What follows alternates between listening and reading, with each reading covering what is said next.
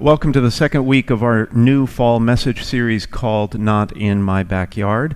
It's all about finding common ground with people who seem to be different from us. And what we're trying to do in this series is reflect as a people of faith on all the conflict and political controversy about race and other societal divisions by considering what church teaching and the Bible actually have to say about it. Now, more than ever, we need to get together and try to love one another. But the many human differences among us and the politicization of those differences make it difficult sometimes. That's why we really need to take a look at what divides us before we can begin to grow closer together again. We really need to have mature conversations about these issues through the lens of faith.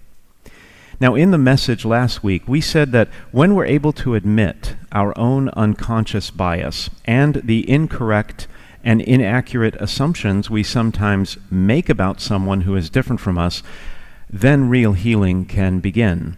When we can set aside defensiveness and denial and the unwillingness even to admit that race and other factors are relevant categories in our thinking, then we can begin to reconnect.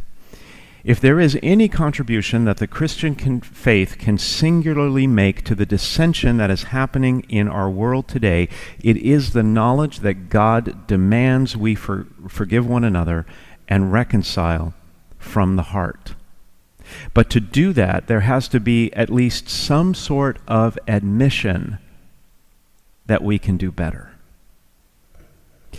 The most glaring of these human differences is race, which has captured the national attention recently. And as the U.S. Catholic bishops have said, racism is not merely one sin among many. It is a radical evil that divides the human family and denies the new creation of a redeemed world. Racism, they said, blots out the image of God among specific members of God's family and violates the fundamental human dignity of those called to be the children of the same Father. Now, of course, things have changed over the years. Laws have been passed, policies implemented, a black president elected twice, and many positions of power finally have been opened to qualified people of color. As the Catholic bishops themselves have said, crude and blatant expression of racist sentiment, though they occasionally exist, are today considered bad form. Yet, they said, racism itself persists in covert ways. But there are also many other ostensible differences that seem to keep us apart. And one of those that we're going to talk about today is socioeconomic class. Now, of course, race and class are closely related. People of color, for instance, have significantly higher unemployment rates, lower median household incomes, and lower income growth. And when the economy tanks, like it did during COVID-19, minority groups tend to slip further into poverty at a faster rate. As the bishops have pointed out, economic pressures exacerbate racism. But social class in and of itself is a divisive factor irrespective of race. Think back to the Occupy Wall Street movement. Remember that? Began in New York City in 2011 with about 200 protesters who claimed to represent the 99% of Americans who would, quote, no longer tolerate the greed and corruption of the 1%. The movement spread rapidly to cities across America and including San Francisco and around the world. Tent cities cropped up in public parks everywhere as protesters spent months on end calling attention to the pervasive social and economic inequality around the world. So it's a big difference, a big problem. And the problem is made worse because socioeconomic class raises fundamental questions about what justice is. What is justice? Now, the classic definition of justice is simple. It's easy. It just means giving to another person what he or she deserves.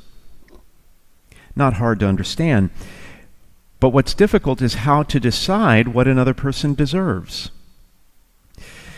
For example, you could base it on merit and accomplishment. You could say that's the way to distribute the world's goods. Those who accomplish more should get more. Those who accomplish less should get less. But is that fair when so many people begin life at a disadvantage, where the playing field is not level? Some have access to the best education money can buy. Others struggle to learn in underfunded schools.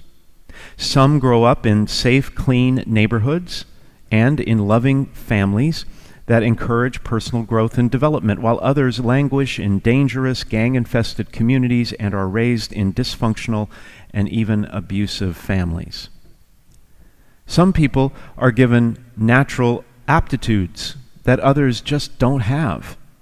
Talent is not distributed equally. There are significant differences in physical, intellectual, creative, athletic, and moral abilities, and those differences determine the opportunities an individual will enjoy and influences how successful he or she will ultimately become. On the other hand, you could say that a fair way to distribute social benefits or goods is based on effort. How hard you try. I mean, everyone can work hard, right? You don't have to be endowed with any particular ability. It's just that you can't be lazy. So that seems universally fair, a fair way to distribute the goods of the world. But consider this. A few years ago, members of the violin section of a German symphony went on strike. The violinists went on strike. They picketed to have their pay scale adjusted, and they wanted it adjusted so that all musicians would be paid by the note. In other words, how many notes that they would play in a performance. See, the violinists were the workhorse of the orchestra, and they didn't think it was fair that they would have to play for the entire performance while other musicians, like the percussionists who just crashed the cymbals a few times, or musicians who played a few bars of music in the whole performance, would get paid the same rate. That didn't seem fair to the violinists. Of course, the other musicians rejected the petition. The horn and the wind instruments complained that although they may not play as often, their part is more stressful and therefore requires more effort because their mistakes are more noticeable. The bass section protested that it would be fairer to pay musicians according to how long they could hold a single note, since this is what bassists regularly do. And that's hard work, to hold a note for a long time. And on and on and on. You can imagine how they all argued about the kind of pay they could get based on their effort. And that's the problem. It's hard to define and measure hard work and effort. Well, you could say another method of distributing social benefits, a third way, is according to someone's need. Whoever needs it should get it.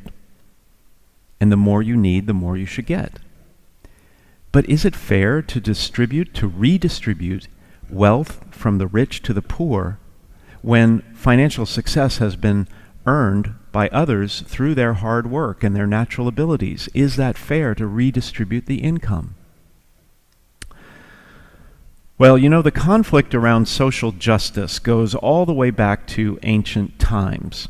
Jesus even told a parable about it in the Gospel of Matthew.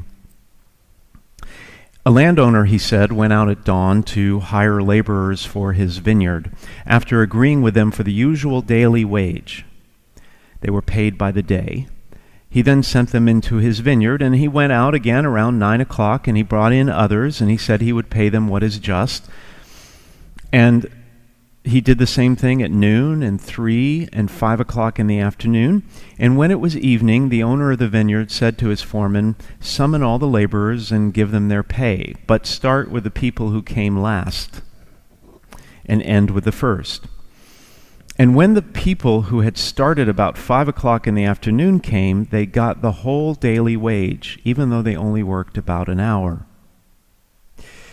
And when the day laborers who had arrived at 6 in the morning and had worked all day saw this, they expected to be paid more. But when they just got the normal daily rate, they started to grumble. They were upset. They didn't think that was fair. The workers who had been there since early morning and worked through the heat of the day wanted a payment system that was more favorable to them and to the hard work that they had done. After all, it seemed like a matter of basic fairness. But what was the landowner's response? Take what is yours and go. What if I want to be generous? Am I not free to do with as I wish with my own? Am I not free to do as I wish with my own money? Are you envious because I am generous? And that one word at the end sums up the entire biblical principle that should guide our thinking when it comes to the distribution of wealth in our society. And that word is generosity. See, according to Catholic social teaching, differences in aptitude and ability and talent, and even the desire to work hard, actually are a part of God's plan. By distributing all of these gifts unequally among people, God was actually encouraging generosity and kindness and sharing among people. In fact, Catholicism demands that those who have more share with those who have less, and do so generously. That includes charity, of course, where we try to meet the immediate needs of the poor, like providing shelter for the homeless or food for the hungry. But generosity also includes going beyond charity and working for justice, which is seeking to change the root causes of poverty and helping individuals break through the barriers to success and addressing unjust social structures. Now, many of these efforts have been inspired by the Church's rich body of social teaching about building a just society. The principles of Catholic social teaching urge us to protect the dignity of all human beings and their fundamental human rights. It teaches us to strengthen the family structure, to work for the common good, to defend the rights of workers, and to put the needs of the poor first. That's church teaching. More recently, the Church has actually stated its support for some form of affirmative action that seeks to redress past injustices and overcome the legacy of discrimination. In fact, the Pontifical Commission for Justice and Peace in Rome recently issued a document in 2001 stating that the weight of historical, social, and cultural precedents requires at times positive action. It is not enough to recognize equality, it has to be created, they said. You see, the bedrock principle of social justice is solidarity.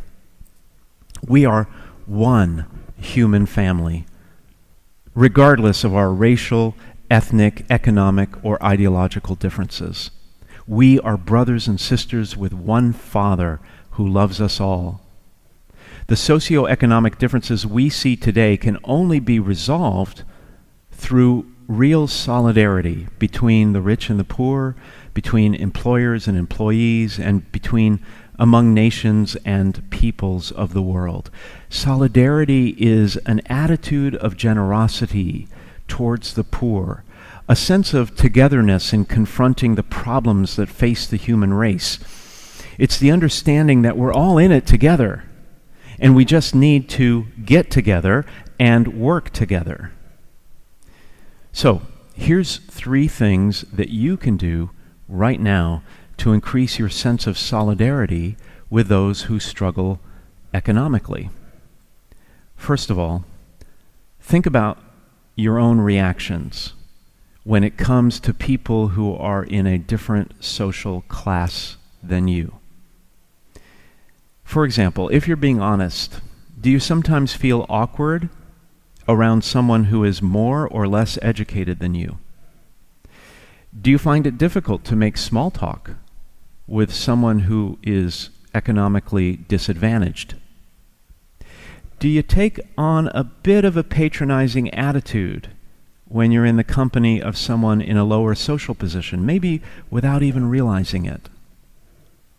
Or do you automatically assume that very wealthy people are inherently snooty and looking down on you? As with race, the more we can identify and address our own internal bias, the more of a sense of solidarity can grow within us. Second thing you can do right now to grow in solidarity is think about simplifying your life a little bit. I would say most of us have more than we really need. Most of us in America, most of us in Tiburon have more than we really need. Not everyone, but most of us. I was really inspired when Pope Francis took office. He refused to live alone in the sprawling papal apartments, but instead chose to reside in a modest 2-room suite in a relatively Spartan Vatican guest house for visiting clergy. From his willingness to cook his own meals, get around by bus, and drive a tiny car, to his simple clothing choices, Pope Francis has reawakened the world to the importance of humility and simplicity. The value of scaling back is that when we live on less, we can begin to see more clearly through the eyes of the poor and come to greater solidarity with their plight. And you can start something like that right away. You don't have to sell your house and downsize. But, a simple thing is we have barrels outside the church and outside the school doors, and you can drop off your unused clothing. And we'll take care of everything. We'll get it down to the homeless. It's at the St. Anthony's dining room in the city. Or maybe just think about cutting back on your entertainment budget, or on luxury trips, or foregoing one of those exotic coffee drinks every once in a while, and then give the difference that you save to the poor. That's real solidarity. Third thing you can do is you can think about how to work for justice in our nation and world. Now look, you don't have to be Mother Teresa. Just do something. Anything. Thursday night, I attended a virtual fundraiser that was organized by 2 of my close friends in Mill Valley, Paul and Annette Venables. Together, they co-founded Tribe Rising, to educate the children of the largest indigenous tribe in India called the Santals. These children are born in abject poverty, and they have no chance to excel. They have no chance to move up in life. They're subject to blatant discrimination because they are considered even lower than the untouchables in the Indian caste system. Working closely with Jesuit priests, Paul and Annette have committed themselves to lifting these children out of poverty through the power of education. See, we can all do something. You don't have to start a new organization, but maybe just consider aligning yourself with an organization that works to break down unjust structures in our world. There are many good choices. Pro-life movements. There is no more injustice than taking the innocent life of an unborn child. Or civil rights organizations, or advocacy groups striving to improve the conditions of the poor and protect the rights of children, families, immigrants, the disabled, and others who are subject to the injustices of our world. Just do something. We can all get started and increase our solidarity for the poor. After all, it is an act of generosity. When Pope Paul II visited the United States in October 1979, he said this: "It will always remain one of the glorious achievements of this nation, of America, that when people looked toward America, they received, together with freedom, also a chance for their own advancement. And so I appeal to you, to all of you who love freedom and justice, to give a chance to all in need, to the poor and the powerless. Only when you and I are willing to clothe ourselves with generosity and enter into solidarity with the poor can we finally heal and as one nation truly get together.